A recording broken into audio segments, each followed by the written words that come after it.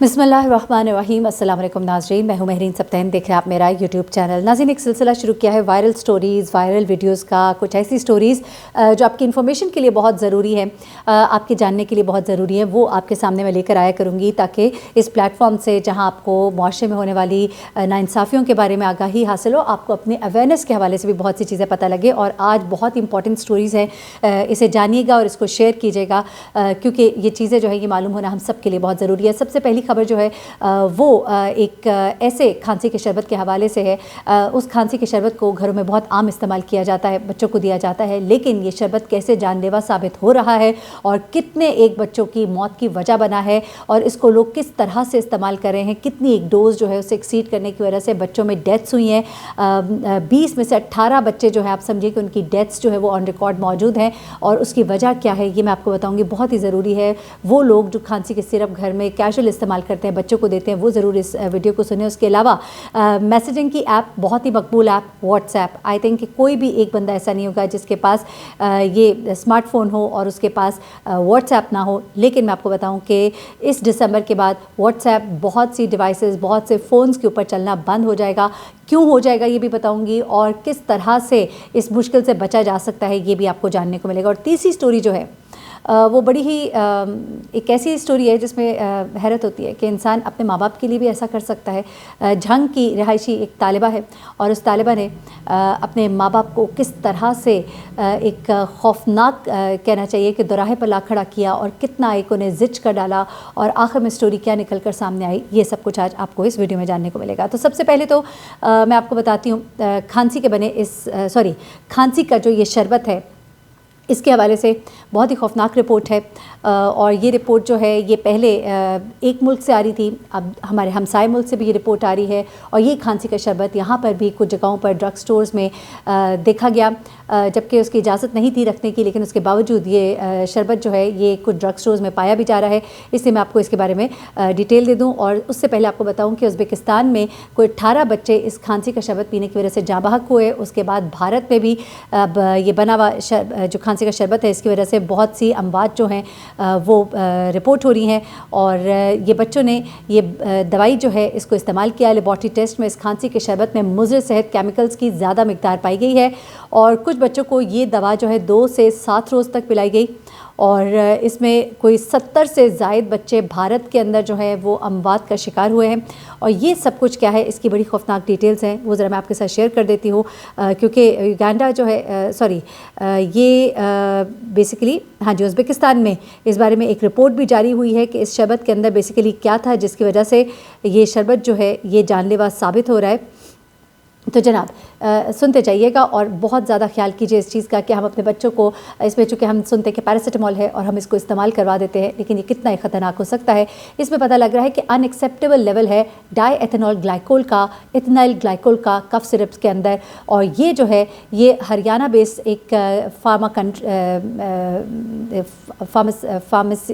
Pharmacy, जी हाँ, उनकी बनाई हुई है। और ये मैं आपको इसका नाम भी बता देती हूँ। ये है जनाब कफ सिरप डॉक 1 मैक्स, जी हाँ। और ये मैरियन बायोटेक है, सॉरी मैरियन बायोटेक, थोड़ा सा प्रोनाउंसिएशन का थोड़ा फॉल्ट होगा तो माजरत। अच्छा, एनीवे ये जो कफ सिरप है इसको इस्तेमाल करने से परहेज़ कीजिए। और इसके अंदर इस वक्त सुनने में आ रहा है कि जो लेवल्स हैं कुछ केमिकल्स के वो बहुत हाई हैं। और इसके अंदर ये बताया गया कि ये जो बच्चों जिन्होंने इस्तेमाल किया 2 से 7 दिन में 3 से 4 दफ़ा इस्तेमाल किया गया। इन तमाम को डॉक्टर्स की कोई प्रिस्क्रिप्शन भी सच नहीं थी, लेकिन उन्होंने इसको, चूँकि इसके अंदर पैरासिटामॉल मौजूद है, बुखार की रेमेडी के लिए भी, खांसी की रेमेडी के लिए भी इसको इस्तेमाल कर लिया गया, और उसकी वजह से ये तमाम तरह बात हुई हैं। और इसमें ये भी बताया जा रहा है कि ये सिरप जो है ये बहुत ही आम इस्तेमाल किया जाता है। और इस सिरप की वजह से उनकी रेस्पिरेटरी सिस्टम जो है उसके अंदर कुछ प्रॉब्लम्स आई, और उसकी वजह से इन बच्चों की डेथ हुई है। और ये बाकायदा तौर पे अब इसके ऊपर एक पूरी रिपोर्ट जो है हेल्थ मिनिस्ट्री ऑफ उज़्बेकिस्तान है उन्होंने जारी कर दी है। और उनका ये कहना है कि इन बच्चों की डेथ की वजह ये कफ सिरप डॉक 1 मैक्स है।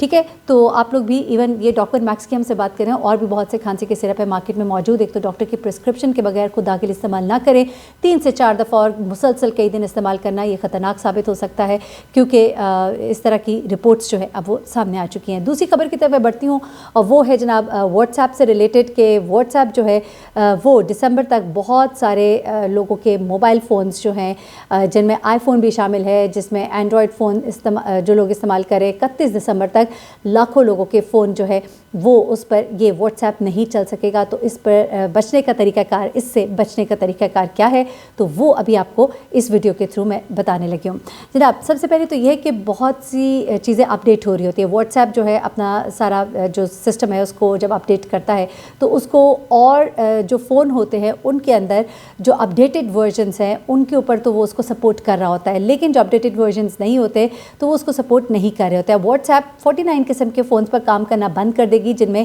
آئی فون، سیمسنگ، ہواوے اور ایل جی کے متعدد اینڈرائڈ ماڈلز شامل ہیں۔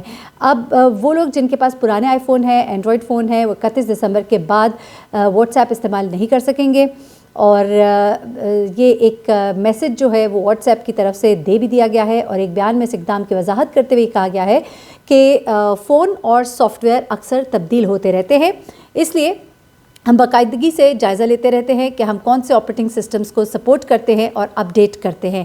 یہ بھی ممکن ہے کہ موبائل فونز پر تازہ ترین سیکیورٹی اپڈیٹ موجود نہ ہو، یعنی کہ آپ کے فون پر تازہ ترین سیکیورٹی اپڈیٹ موجود نہ ہو۔ میں بھی آپ کو آگے یہ بھی بتاؤں گی کہ اس سے آپ نکلیں گے کیسے مصیبت سے۔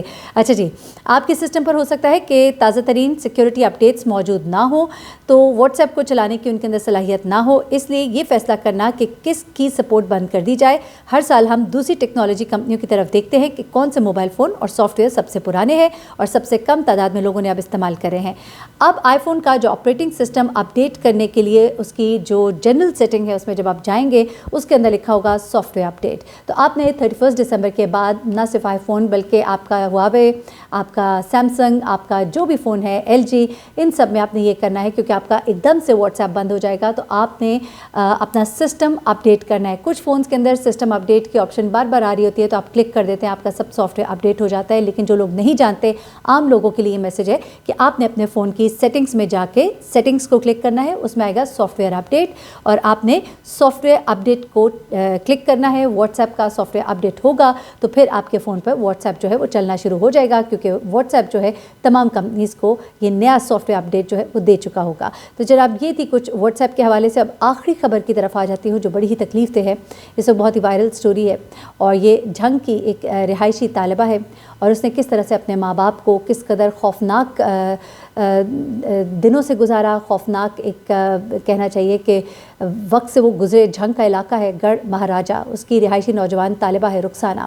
اس کے والدین کو پتہ لگتا ہے کہ رخسانہ کو اس کی سہیلی کے ساتھ اغوا کر لیا گیا ہے، یہ دونوں جو ہے اغوا ہو گئی ہیں، یہ دونوں ملتان میں پڑھتی ہیں۔ اس کے بعد انہوں نے ان کے والدین کو ان بچیوں کی تصاویر اور ویڈیوز ملتی ہیں جس میں یہ بڑی اذیت میں ہیں، چیخیں مار رہی ہیں، رو رہی ہیں، اور ان لڑکیوں کا مطالبہ کیا جاتا ہے ان کی طرف سے، جو اغوا کرنے والے ہیں وہ کرتے ہیں کہ کروڑوں روپے جو ہے وہ تاوان دیے جائے۔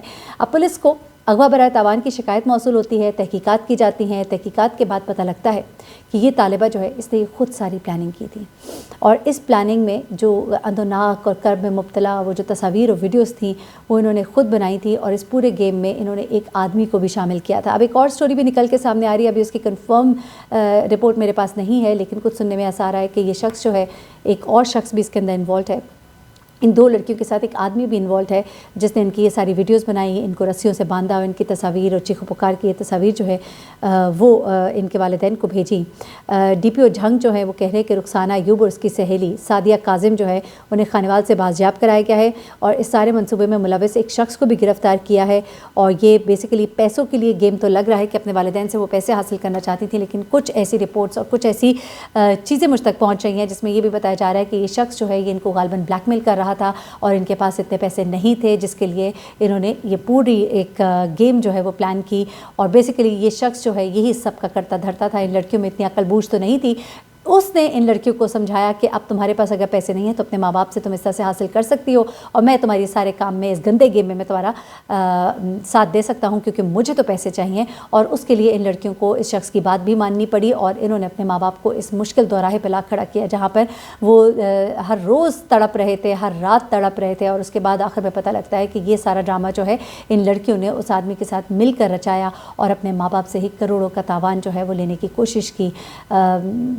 खून भी शायद सफ़ेद हो गया है, और हमारे बच्चे जो हैं वो बहुत ही मैं क्या कहूँ कि पता नहीं किन हाथों में खेल रहे हैं। अल्लाह ताला सबको अपने हिफ्ज़ अमान में रखे। अपना बहुत ख्याल रखिएगा और दुआ में याद रखिएगा, और बताइएगा कि ये सिलसिला आपको कैसा लगा, वायरल स्टोरीज़ का। ये ऐसी स्टोरीज़ है जो चाहती हूँ मैं आप तक पहुँचे, आपकी इन्फॉर्मेशन के लिए, आपकी नॉलेज के लिए। अल्लाह हाफ़िज़।